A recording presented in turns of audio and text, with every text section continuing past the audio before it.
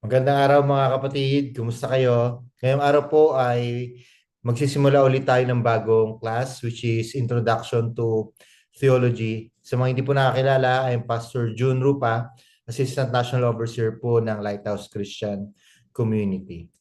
Ngayon po, bago tayo magsimula, dumako muna tayo sa pag-aaral ng syllabus para mas maintindihan natin itong pag-aaralan natin for the next 4 weeks. Ano nga ba ang introduction to theology? Course description. This course introduces students to the interpretive approaches and practices of theology. It covers the major branches of theological study. For this course po, apat na bagay ang pag-aaralan natin: systematic theology, biblical theology, historical theology, and contextual theology. As a foundational course, it aims to shape the theological mind by exploring the sources, methods, and practice of theology for Christian ministry in daily life. Students will engage with the historical development of these theological disciplines and examine their relevance for contemporary context. Meron po akong mga required textbooks, but for now, gusto ko lang po itong ibigay sa inyo kasi some of our lessons po ay dito galing. So pakiaral na lang to at ibibigay ko rin po sa inyo ito. Ano po ba ang mga objectives ng course na to? By the end of this course, students will be able to first identify the different branches of theology and explain their significance in today's context. Pangalawa, integrate theological branches and apply them within their own cultural setting, and develop a contextual theology that reflects the culture in which they minister. So, ang introduction to theology po ay hindi lang para matuto tayo, kundi para maisabuhay, may apply natin sa kanya-kanyang kultura, sa kanya-kanyang konteksto, kung saan man tayo ginagamit ngayon ng Panginoon. Ano po ang mga course assignments and requirements po natin? Unang-una, ang course assignments po natin ay ito. Meron po tayong tinatawag na four reflection journals. Ano po ibig sabihin nito? Ang four reflection journals po ay meron po siyang summary of readings and lecture videos. So, kung one page, single space, kalahating page po yung gagawin nyo. Pangalawa, critical reflection or response in light of cultural context. Para hindi po kayo mahirapan, magbibigay po ako ng sample kung ano po ang ibig kong sabihin dito. Journals must be submitted online within the assigned week. Late submissions accepted with point deduction. So accepted pa rin po yung pag late kayo magpapasa, pero to be fair lang po, meron lang pong konting bawas para naman po fair doon sa mga kapatid po natin na maaga nagpasa. Pangalawa po, attendance and share your learnings. It is composed of 20% po ng ating overall requirements. So, no required live attendance on Saturdays. Dahil po ito ay modular, hindi po namin kayo i-require na umattend tuwing Sunday po, tuwing Saturday. So, pero kung gusto niyo umattend, encourage ko po kayo. So, pero katulad po ng iba, baka magkaroon tayo ng recorded session.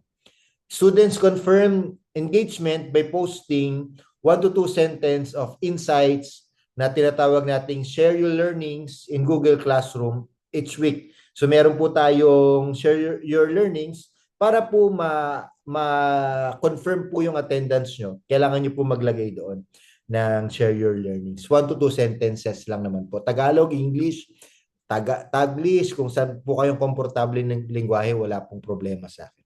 And lastly, meron tayong tinatawag na final term paper. Ito po ay 3 to 4 pages, single space.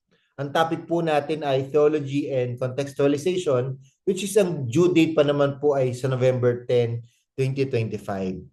Later po, i-discuss ko yung instructions and yung structure po nitong ating final paper. Importanteng paalala mga kapatid, participation means more than submitting assignments. Students are expected to first Read and reflect on the assigned reflection paper. So talagang aralin po natin. Pagtuunan po natin ng pansin kasi bulk po, 50% po ng ating reflection paper ito. So ayoko po ng bara-barang gawa. So meron kayong 1 week para gawin ito. So please make sure lang po na talagang pinag-isipan, pinagandaan natin itong ating reflection paper. Pangalawa, watch lecture videos attentively. So pag pinagtuunan po natin ng pansin, talagang tutok lang tayo. Talagang paglaanan natin ng oras yung lectures na papanoorin natin weekly. And submit work on time and in proper sequence. Later po, papakita ko sa inyo yung mga dates. Please take note po para at least masundan po natin ito. Bakit po natin ito ginagawa? It is to show discipline, to learn din yung disiplina, hindi lang po mag-aaral, hindi lang po sa pag-aaral, kundi para matuto rin po tayo ng disiplina. Those who fail to show consistent engagement throughout the course will not receive a passing grade. So ibig sabihin po, pag hindi kayo nakapasa ng requirements nyo, malamang po hindi kayo makaka-submit kasi po wala akong gigradean sa inyo. Active interaction with the professor and peers via email. So kung may mga tanong po kayo sa akin, pwede nyo po akong i-chat or email or Google Classroom, is highly encouraged. Ngayon po ay dumako tayo sa ating course schedule. Ang ating pong course schedule ay ito po, nandito ngayon. Week 1, pag-aralan po natin ay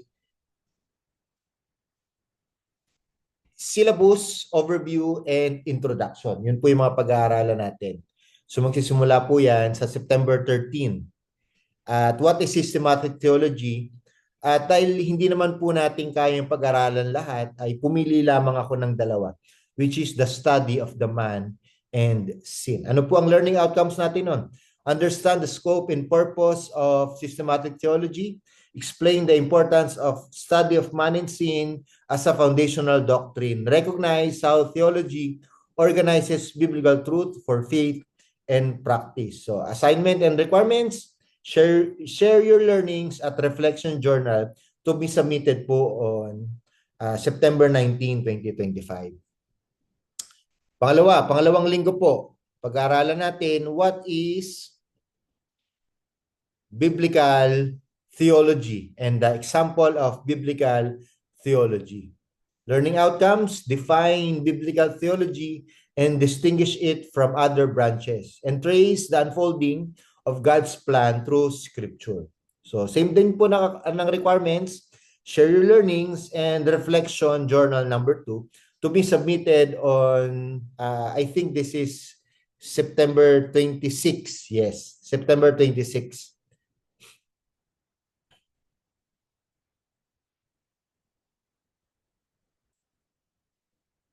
Pangatlo po ay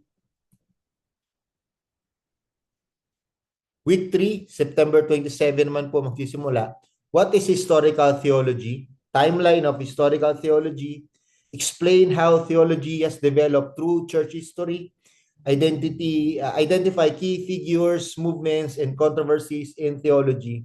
Appreciate the value of tradition in history in shaping faith today. So same din po ang assignment, share your learnings at Reflection Journal po number 3, which is ang due po ay October 3, 2025.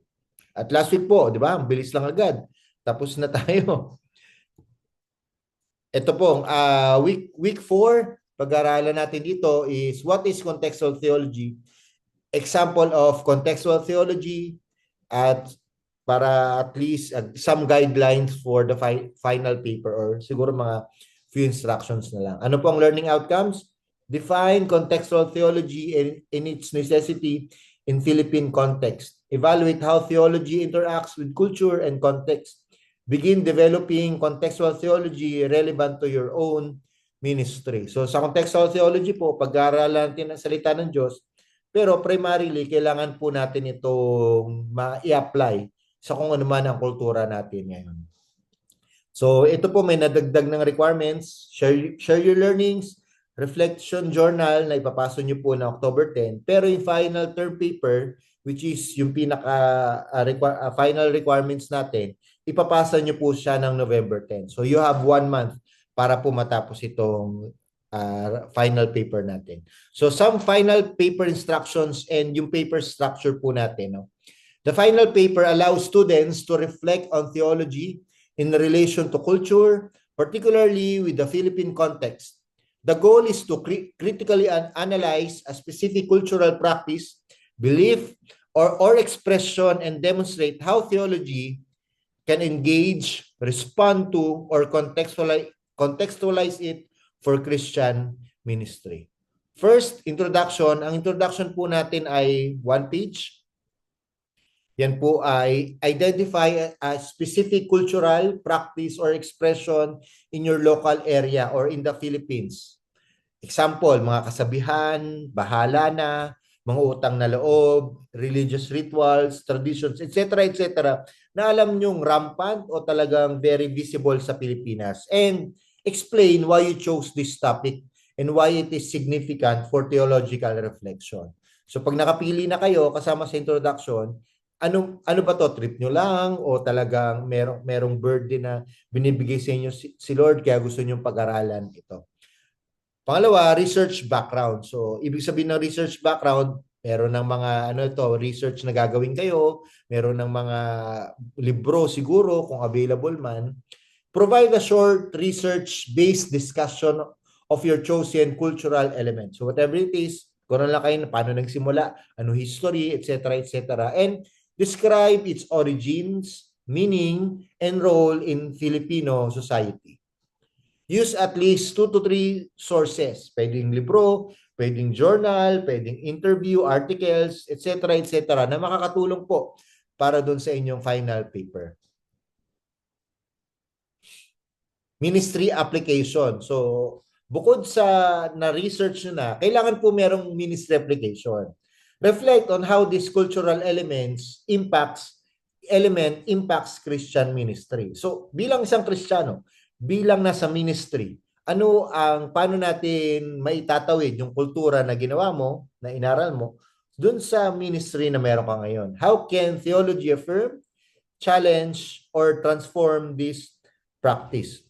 Provide practical applications to preaching, teaching, discipleship, or pastoral care. At lastly, in my conclusion, just summarize your main insights, restate why understanding this cultural element matters for contextual theology and ministry today. So, ang format requirements po natin, 3 to 4 pages, single space. Ang font po natin ay Times New Roman 12 point. So, ano po yung mga criteria, no? Meron lang po akong nilagay. Very simple lang naman po. Ang papel nyo ay ating pong bibigyan ng grade sa clarity and organization. Dapat well-structured and easy to follow. Pangalawa, research depth. Ibig sabihin, talagang gumamit ng maayos na mga books, mga article, at talagang very thoughtful yung pagkagamit. Theological reflection. So maganda yung combination. Maganda yung nagawa nyong engagement between theology and culture. And syempre, ma-appreciate ko rin po kung merong mga practical application na relevant po sa ministry and sa real life context. Yan po ang ating syllabus. If you have any questions, don't hesitate to message me mga kapatid. God bless you.